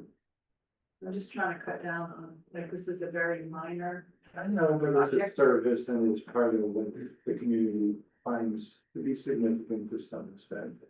That's, I want to at least respect that. I think that's up for debate. We don't know how many community members actually that use. Although we do have that data, I get, every single, So you know how many are residents? oh, not how many are residents, I know how many users and how long their sessions are. I get a report every How single many month, different users? yeah. If you were off the top of your head. could Oh, you- I don't, I mean, the first couple of months they were in, I actually looked at them. I don't even open them, there's nothing I'm gonna do with the data, and I get a lot of other stuff I have to do, so. But I received them and I could easily, get you So your some motion, reports if you wanted to. does that assume that the charge point is not necessarily going to operate? That's an assumption. All right, but let's be clear so that I don't want to have to discuss this again. So, I'm done with the units, it's sort of, see, All right. I think it's a terrible deal. So is that your motion or not? All right, all in favor? Aye. Oh, we did, we had our hand raised, so I know, okay. All opposed? May, All right, so I want to minimize the amount of effort that you put into this thing. since Yeah. we're most employees, so, Okay, um, yeah, no, I'll brief Caitlin on it and, Yeah. just kind of turn her loose. Great. All right, item H is, I did want to note, we have a couple of people on who are reappointment applicants, so I don't know if you want to let Kim and Nancy know that they've already been reappointed. okay. I'm sorry I was late. I got held up at a work meeting on a conference call. Well, you were reappointed anyway, so you're all set. Alrighty, so I can hop off? Yeah, no, you have to stay till 9 as you. No, Thank good, you. I apologize. Yeah, I got held up on a Teams call. Okay, thanks. All right, bye-bye. Bye. Nancy, were you waiting for the appointments? I was, but I also want to just provide information that we have a charge point on the refuge too. And the cloud service is so that their tech support can remotely service the machines. So it's not needed. We're running it without cloud service. Okay, good, thank you. Sure. You were reappointed as well, so, Thank you. okay. Okay, this is a, select board memo summarizing our discussion last week on the Ash Street, traffic management plan. So my thinking was to just put this in writing so everybody's clear, and apparently Agnes had done a similar thing just to staff. but our memos were consistent, so. So there are the two tweaks. As much, many Oh. tweaks or rewrite as you would like, I'm just trying to get something out. Gotcha. Well, the two that jumped out in the first paragraph, the sentence that says, while it does not appear that this has resulted in a negative impact on wildlife. Mhm. I'm not sure I would want this to say that, because. It's just based on the evidence that roadkill has been undocumented. Non-documented? But. I saw a picture of a snake, a squishy snake. Any of the Rick wildlife Dan impact? Has, walked the road, has he documented evidence of roadkill? As far as I know, yes, Oh, he has. as far as I know. When he hasn't been able to, No, I mean, has he found it? Not that it. I don't know. I would just change it to say, apart from the risk of negative impact on wildlife. And have it continue, it does create a hazard. So apart, From the risk of adverse impact. okay, And then in the section 2.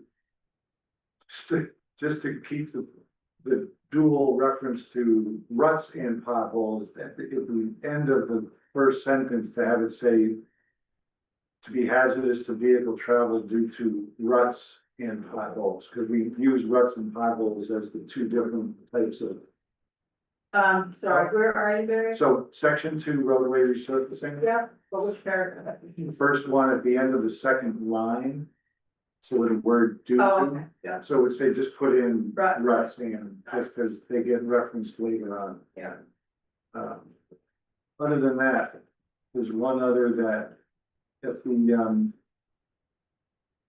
in the part where the chief and the superintendent are supposed to consult with presently me, there was a part about to explain their recommendation. Where did that go? At the bottom of. Right there, first paragraph. On the first page. Hold on, the first page. I would just say discuss rather than explain. Okay, As relative to that, I don't think it should say Barry, it should say the current select board member Barry Fogel or designee. That way Barry's not here in 2 years, as alluded to a minute ago. Yeah, the assigned select board representative. Yeah. Same on the- You could do that everywhere my name appears. Right. Yeah, that's a good idea. and so what if you're not available? I'll be there. What if you're on vacation in Europe? Or on the select board designee. No, If you're not around, you call once more. or another select board member who could have that phrase. Okay, But yeah, but other than that, I thought this was, I like all the other stuff. I'm sure Chris has thoughts. Well, that was the one to clarify, it's not just Barry.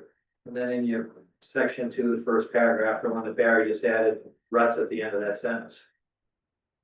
I would, and I know it's redundant, or becomes redundant, I would say also based on appropriate speed for by vehicular traffic. They're trying to determine what's safe, it's based on the speed limit. That's your criteria. right, it says it in the second It paragraph? does, but I think it should say it right there, because you're starting with that. Do whatever you want, just a suggestion. Okay, You're saying hazardous to vehicle travel due to ruts and potholes when the vehicles are Based on operating. appropriate speed, but So, yeah. Because if you're going through there at 60 miles an hour, it's a problem even if the road's dead flat. So Right, so both what- the speed limit is 20. so do we want to direct that this evaluation will assume appropriate speeds or not? Yes. Anybody can screw something up, Yes. do something wrong. Right, No, no, so if you- I'm wondering if we should put, they should evaluate whether the posted speed limit or another speed limit. I think we should tell them which one. Yeah, I think the posted speed limit. Okay, Yeah, I think that's what Chris is saying. Deemed Oh, to I'm be sorry. hazardous to travel. And 20 miles an hour, the most The specific. speed limit due to, yeah. right. all right, so then I would strike or higher speed limits. It should also be identified. You're in the second paragraph. Yes, I am. So I do agree with Chris, we should add it in the first paragraph. Okay, at the posted speed limit. Yeah, and then where line are you in on that next one? Oh, there it is. Whether this assessment reflects conditions under the posted speed limit. Yeah, I think that's just that introduces uncertainty. Which one are we talking about? I would strike that, The whole sentence. yeah, Yeah, because we already. yeah. Chris, did you have anything else? No. Butch, did you have any comments on it? Or questions? No, we'll just keep going what we're doing, Yeah, maybe a little less from what I'm reading. Yes. And, like Chief Dwyer and I do consult. And, we used to do a spring grading and a fall grading, whether we'd have a company come in, but we'll stop that. And there's one area that we will keep on grading, and that is on the Montclair end. We'll be coming in still 130 feet for the first driveway, so they have a smooth transition from their asphalt, from that street to their driveway. That's what we did about 3 weeks ago. Yeah. And everything blew up on Facebook. We didn't touch the whole road, we touched both ends. Agnes had mentioned that, and I looked at it, and I see what you mean, your driveway comes out onto gravel, so. So it looks like, did you use hardtack or something? It looks almost like asphalt. It's a mixture. Oh, it is, okay. Yeah. Will that last, or is that? It should last a little longer. Okay. Does that come with fines in it?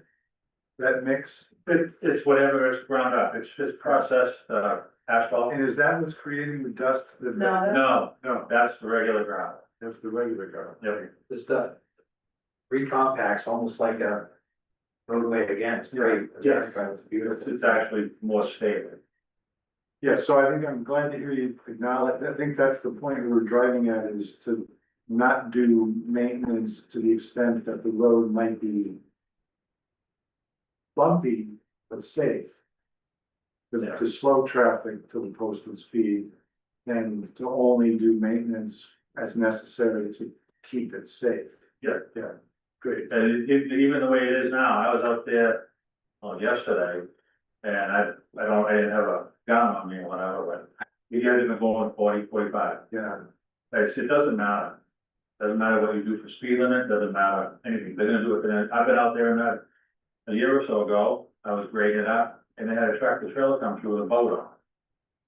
So and there's plenty of sign though, I have some pictures, if you want them, I can get, I know there was a question about signs in proper places, and this, I have pictures, I can get the board. no, the question was in the traffic plan that we submitted, it said truck detour, and that's the only thing that's missing. I don't know if you can get What was it again? truck detour, like in point, Just, I have everything else but, right, Yeah. deliveries to such and such, Yeah. on each end.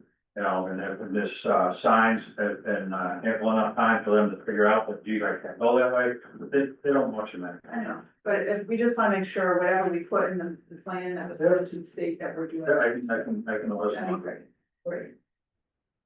All right, are we, did we approve that? yeah, Okay, so I'll make those changes and then thanks for putting it together.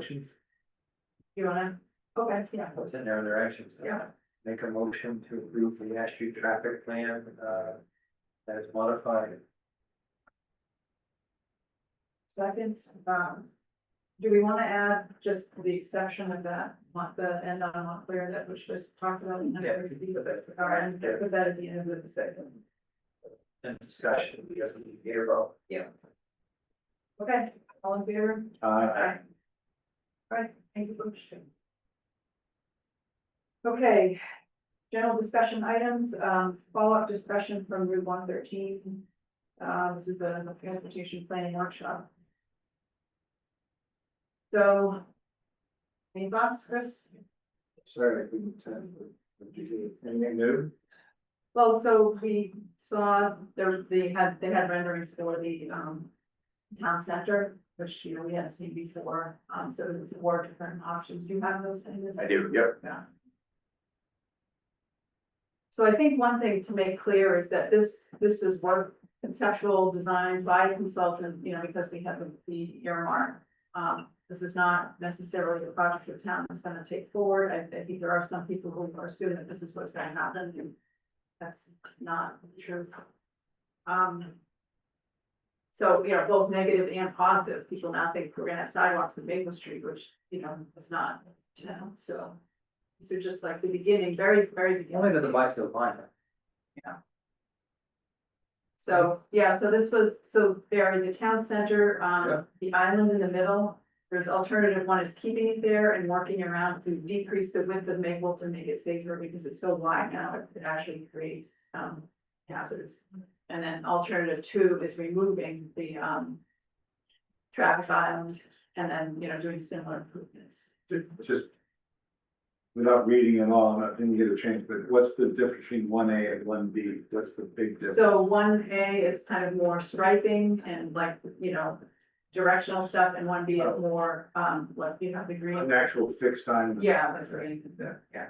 And then. What was the wait, look between those two, what number of people do it? Well, I, like when you said, these were just initial concepts, they were presented for the first time. Oh, no, we Tuesday night. didn't have breakouts, discussions? No, we didn't do breakout, we had, it was just a large group discussion, a lot of comments were offered, and, we took notes, and the consultant took notes, and they're gonna be memorializing, kind of a written report, basically of what they looked at and the feedback, but it's, their concept plan, so there wasn't like, poll of what people like, more or less. This is with a state road, it's a long, multi-stage process to do anything. And this is the very, very beginning. Yeah, but you guys must have liked something. So, but What's the favorite? Well, Clubhouse. No discussion like that. you've got two sections, you have this, and you have the library too, so you're gonna say, what's your priority? Yeah. If I were to say, I'd say the library, because they're looking at a construction project, and Yeah. it's a lot simpler to execute too. So that was the interesting thing, the library, when we had the meeting in May at the high school, there was a lot of negative response to their conceptual design, and they reworked it based on that, which I think shows that, that's the point of these meetings, is to get the public feedback. All they know is DOT requirements and safety, and, they don't know what the town of West Newbury really wants. Well, the downtown's gonna take a lot more effort, I mean, just the way they bring everything in, you're gonna have to slow traffic too, it's that's Yeah. a huge process. Yeah.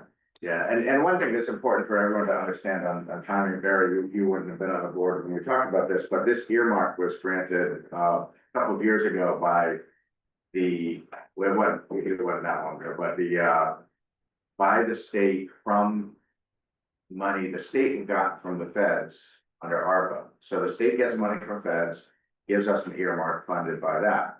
So we've known about this for a while, but it took forever to get an executed contract between the town and the state. And then we got an executed contract probably about a year ago, maybe 15 months ago. And we agreed with TEC on the town center. And this scope was specific for the town center because it came through the Mass Office of Economic Development. And we really don't have a lot of commercial areas. So we executed the contract, we agreed we were gonna benefit from survey in any scenario. It's always good to have good base survey. So they had a sub come in and spend about 11 grand on survey, and that was complete last summer. And then I think it was around September, October of this past year, we get notice from the state saying, even though you have a contract with us for this earmark, we are freezing the money. It got caught up with everything going on in Washington because it was ultimately federal money. So even though we had an executed contract for a grant and an executed contract with TEC, we had in writing from the state, pause this and don't do anything. So that created about 4 or 5 months of limbo. And I called Kevin Danner, I said, don't go anything further. I said, I need you done, but all they'd done was the survey, which we'd already paid for. But I bring that up because it was March before that money was unlocked. And it had a June 30th date. So that's really important for people to understand. We couldn't do and remember back, this was on the board agenda, you look back in, I think it was October of last year, we were looking to schedule a date for the public workshop that we ended up having on May 7th. And then we ended up not doing that because the state paused the money. So we got, it was basically unlocked in March. We had about, 3 to 3.5 months for them to complete their scope. And I think they did a really nice job. I think they put out some ideas, got people talking, but it's just drawings on paper. They're just concepts. And I understand people see things and they think, oh, it's gonna happen. This is a long process. So I think that timing is important to understand. That's fine. The other thing to consider too is 1999, we did the comprehensive plan. They did a whole redesign of the downtown business district, which never got any traction in town. At some point in the near future, comprehensive plan is coming back on the table here, so. It's probably better lead with the comprehensive plan first to see what the. Residents and the business owners are interested in down there first, before we sit there and tell them this is how it has to go. There's some consensus about what is needed there and what they are looking to see to help their businesses. Yeah, really, it would be good to have a meeting of all the business owners there. Yeah. And so what is the deliverable by June 30th? What is? It's a report, it's a memo, a technical memo. And will it incorporate the feedback they received? Yes. Excellent. Okay. Yeah. All right. So if I may then, if I understand this correctly, from what you just said in the recap, this was money that was granted us to focus on the town center. But yet the last item, which was rolled out, revealed, was the town center, which was this Tuesday, with the concept drawings, the first time any of us have seen them. And now it's being expected that these concept drawings are gonna be rolled up into a report with a deadline of this upcoming June 30th to be fed back and filed by TEC for the benefit of West Newbury, saying these might be ideas that we want to do, and that will go on file with the Mass DOT. No, this is for us. This is for West So Newbury. Right? The 30th was on a slide of the workshop saying we have to roll this up to DOT. No, if we're gonna go forward. Is that slide available up here? Yeah. These are on the town website, right? Yeah. So my concern is that with next to no focus on the original core of this funding, which was the town center, we were skating in a week before, rolling out to the public what these concept drawings are. So it may be included in the report. No, that was discussed at the May meeting first. Yes. We have not seen the current drawings that were presented on Tuesday until Tuesday. Right, that's the first time anybody saw them. So the concern being, are they going to become part of the report filed to the Mass DOT? It's gonna become part of the report submitted to the town of West Newbury. We are the client of this consultant. But the The next answer to steps, your question, ma'am, is yes, it says, review the concept with Mass DET. This is an iterative process. They're gonna review it with the DOT and us. It's ongoing. No, but are the concept drawings going to be submitted to be on file as recap of this grant With to the Yes. DOT? I mean, the deliverables for the grant have to be, it's public information, so, but no, nothing is being filed with DOT or proposed with DOT. That is a long process. the town hasn't So even what said is it. the recap for this grant, which has to be filed by I'm June gonna have to, 30th? this should not be an argument. I mean, It's not an argument, it's a question. But you haven't even been acknowledged to speak in the meeting, and I feel like you're, being very confrontational. I'm So- asking a direct question as a follow-up to the agenda item. So- on Selectmen's agenda. So the Same question is, or the answer is, this is gonna be submitted to the town. What is this? The report describing those concepts, as well as the feedback that you provided and other people provided at the workshop this week. And then what is the town going to be forwarding to the DOT? The town has not Close the grant. decided to do anything. The grant is not with the DOT, the grant is with the state and. Well, that slide described it. Go back to that slide if you would. I mean, it's gonna be reviewed with DOT. The consultant's gonna go speak with them about it. With get our, input with from these, them. the question is with. No, Yeah, even that's. That's not what it says. No. So why does it say on the slide, review the concept with If we want to DOT? move forward, Right. if we want to move forward, we. Okay, then that's what that's what the lady's And that's confused my, about. no, If that's we my, want that's them my to, concern, I want clarification on. yeah, Yeah, I read the We are slide, not review the moving forward. concept with Mass DOT. Correct. So And you're, these- you're adding, if we want them Next to review it steps. with DOT. if we want to move forward with this project, Well, and nobody has said we have no funding for it, we have no policy commitment by the select. So there's a pause. Yes, this Yes. is just to satisfy the earmark. Right.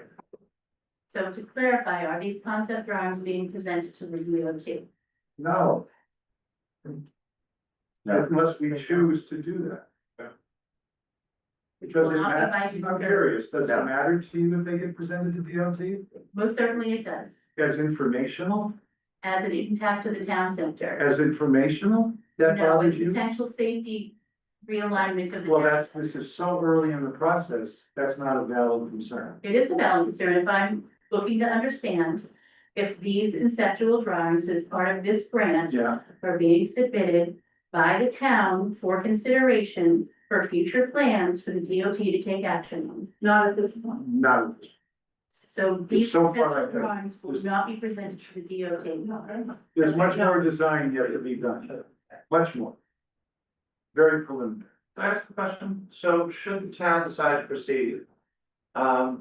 Will a formal process for town engagement be drawn up at Yes, that point? because we'll have to get Okay. money from the town, it'll have to go to town meeting, it'll be a very long, process, yeah, this is very.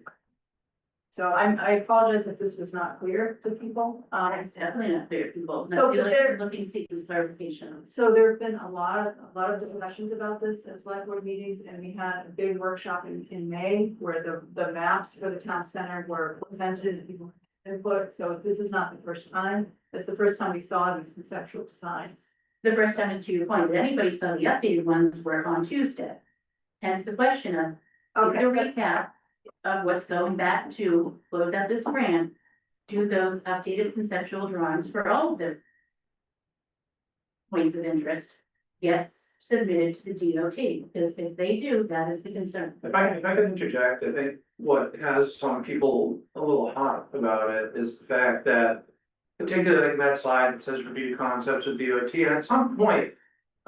Maybe it's a May 7th meeting, I don't know, because the slides from the last meeting are not up online yet.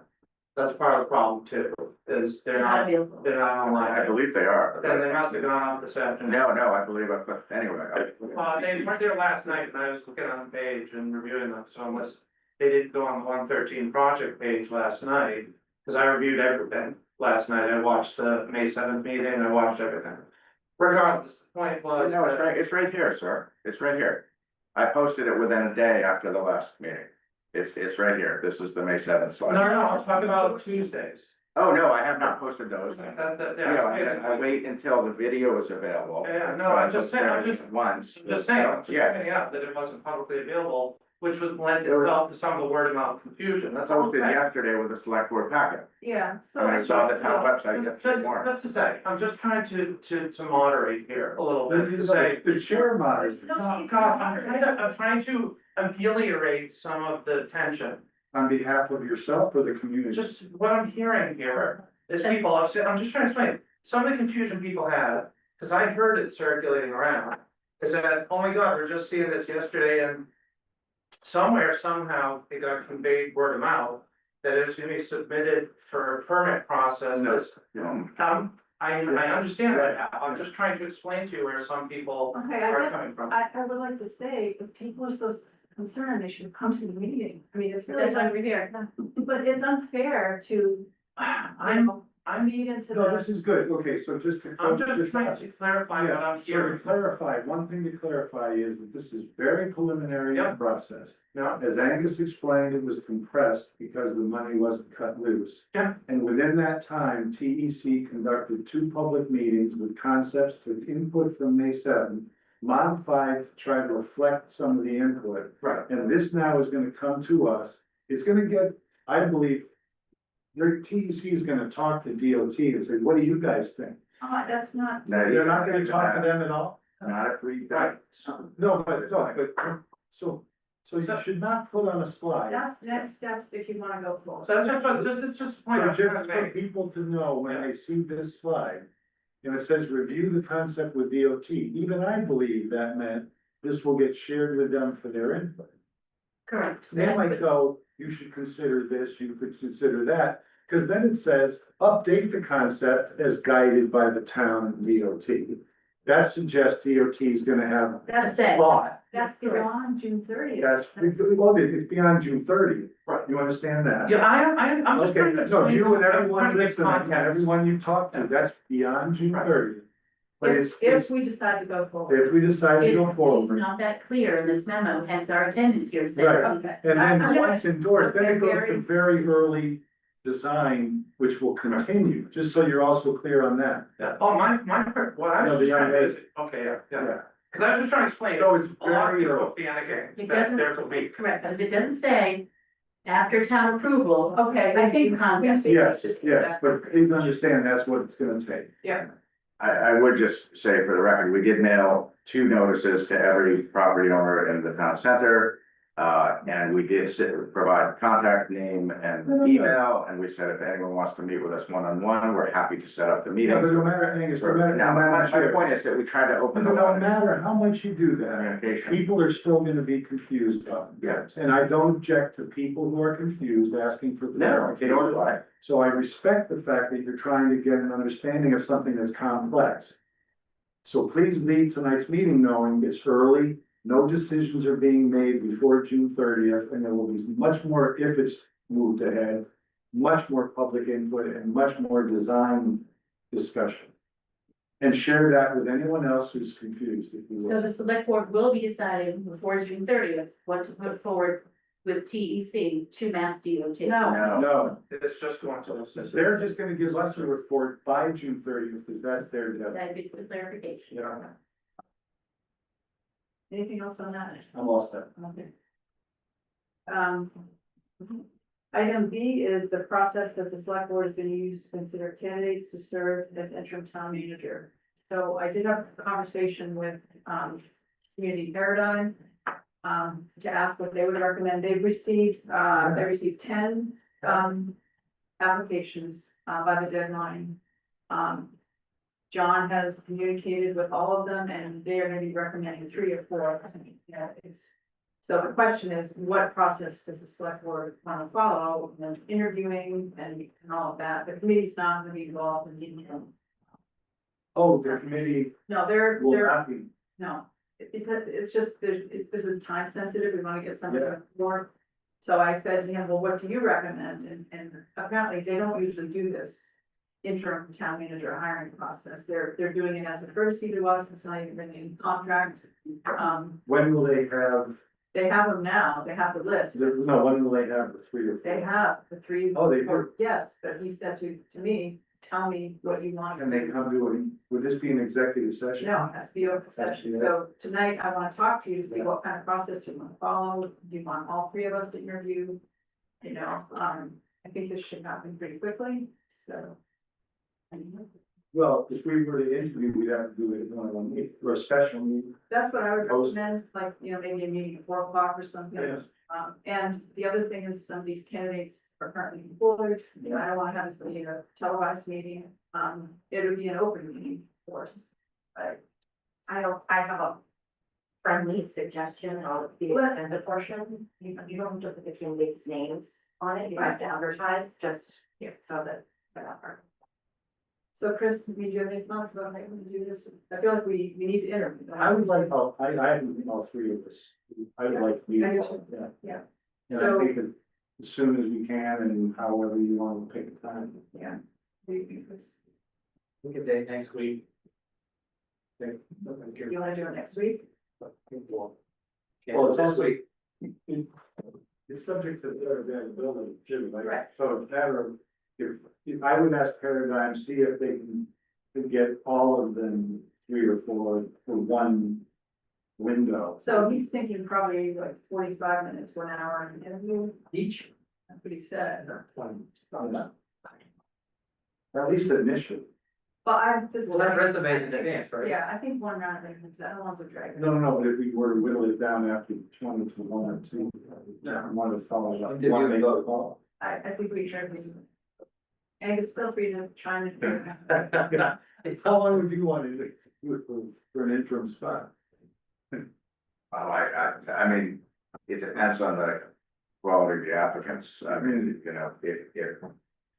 What you're looking for an interim is that to keep things running.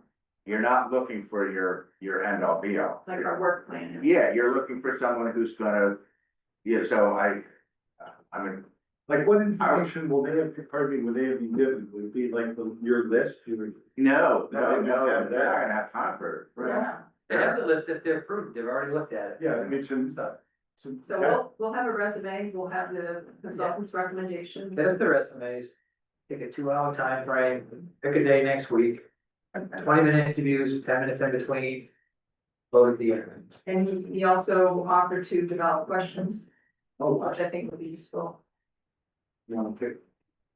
Well, we wanna offer them a couple of times and then try to plug people into it. Let me circle back to him because he was asking me for how we wanna do it, so. Yeah. But if you wanna give me time to be available, then then I can. What's your availability next week, Chris? Anytime you want. I have Tuesday morning, Wednesday morning, Thursday anytime. So Thursday, it'll be afternoon for me. Tuesday morning, in either case, in any case, is that the afternoon? Yeah. What time is that? I could do after 1. Oh. Thursday's fine.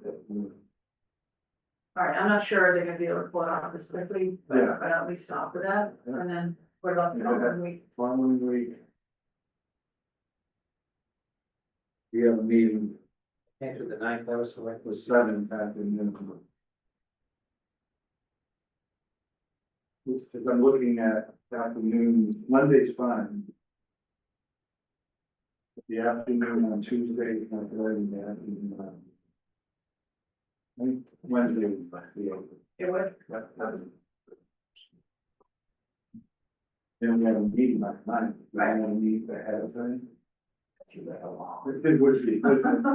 Yeah, no, never straight back. all right, so Okay, you feel good. like after maybe you'd be ready to, or I guess we won't have to wait. That'd be Or do great. you wanna Sure. see all the resumes or just what they're recommending? I'd like to see all, know which ones they're recommending.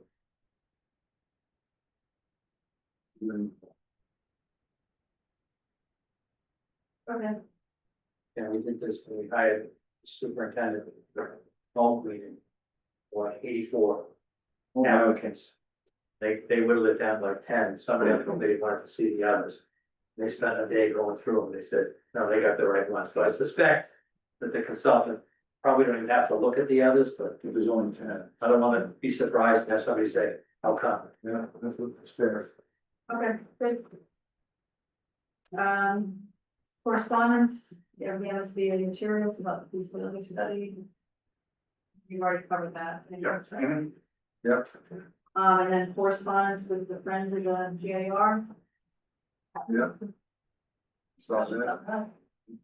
That's just part of a general, like, housekeeping. right? Yeah, I think kind of a general notice on, and, these affiliated programs, and so I sent that around, and then, unbeknownst to us, the, Friends of the Library had recently updated the bylaws, so it was really nice to get that, update, and, but it's, Yeah.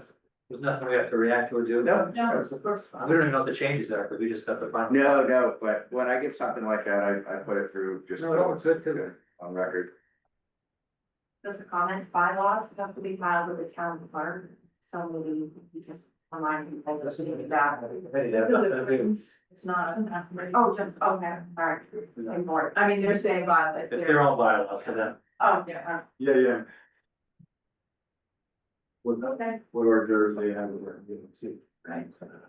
Okay, future agenda items, so Barry, you said you wanna talk about Church Street. Yes, please. Okay. Is this because you're unaware of the situation, or do you think we should have a select board discussion? Well, and I'd like to just, I mean. I don't wanna have the discussion now, but it's about. The difference between what the condition of Church Street is compared to other roads in town where. Other people here. Go bang, go bang, go bang, go bang, because the road is in great shape. And I just wanna hear from Butch, if we can ask Butch to come in for this discussion, but I just wanna hear. What the gentleman raised and. Find out, like, what the contractor's obligations are, where they're left. Cause is it settling, is it, here's some more detail, and then is it. Is it a bad situation, or is it just not a great one, similar to many other streets in town, right? And I wanna get Butch's input on that. Okay. I understand the question that was raised, but. Anything else for future? Well. I don't know if we need to, I just wanted to point out that I had heard that there's a state grant program for lithium ion battery recycling. Mhm. And I just sent an email to Liz Callahan suggesting she was gonna let a Chip know that it's open till August to apply for it. So that group may have some interest in applying for the lithium ion battery recycling grant, so. I just passed that along, that I communicated that. But it doesn't need any other discussion. I had one thing on the public comment part of the meeting, there's quite a bit of confusion, I think partly because that phrase about not on the agenda Yeah. was mistakenly left off. But, I do know in Newburyport, we went to the city council meeting, they allow anybody to make a comment on anything, even stuff on the agenda at the very beginning of the meeting. So I just want to raise that, that's something that I want to entertain. Yeah, I think it's fine, I think it should be that, to be honest, I never understood why it was not on the agenda, because technically, they don't have a right to speak when it gets to the agenda, so this is their opportunity to speak. In case, So does that just, I mean, we've had a couple of meetings where people have used that to try to get around the discussion. you always will. Okay. In my experience with boards, that they use that phrase in the item on agenda or public hearings where it's going to get discussed later. In a public hearing where people have the right to speak.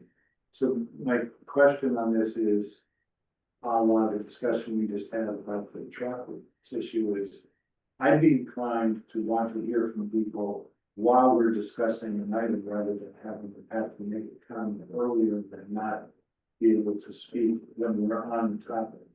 So unless the board has a strict, the chair has a strict policy of other than tolerating input, but not inviting. I would rather have the opening comments be with items like Mr. Nolan raised, if hey, I've got an issue I'd like you to talk about it, or give your attention. But I'd like to be able to invite people briefly to speak and, you know, and the chair to be able to end discussion on items as they come up or ask questions. Steve, want to add this as a future agenda item? Yeah, well, I mean, Yeah. it doesn't need to be a future agenda item, or is it just, you know, should we just go back to what we were doing before? And what were you doing before, Well, limiting your items not on the agenda, but then allowing people, at your discretion, Well, or and two in light members. of, in light of the policy, no, the 2 members is on the time limit, Oh, that's right. yeah, so don't pull that again. Well, I was gonna, I control the time. But so are we, is our policy not to have 2 members be able to override the chair's decision? That wasn't in the policy, if you wanna add that, I'm happy to bring it back up to discussion. As you can tell, as you can tell, I'm more inclined to invite public input during my, Yeah. that's my Yeah. leaning. I think it just needs to be more tightly controlled then. Yes, so I think it should be limited time-wise even in that time. Yeah. At the chair's discretion, That's what we put in the policy Yeah. last week. even during, minutes, yeah. even on, I thought that was only limited to the beginning. Oh, in that case. Good. So I think the beginning discussion should be brought into the on the All agenda. right, Chris, are you okay with that? Okay with it, I think it's good. Should Why do you anybody think- wants to speak? Why do you think? Even about something coming up later? Because if it's not a public hearing, the chair could preclude people from discussing it. But they would have no other opportunity than at that time to talk. So if public knows that they can. They will be allowed. Barring some other circumstances to speak to the item that's on the agenda, then they won't need to speak.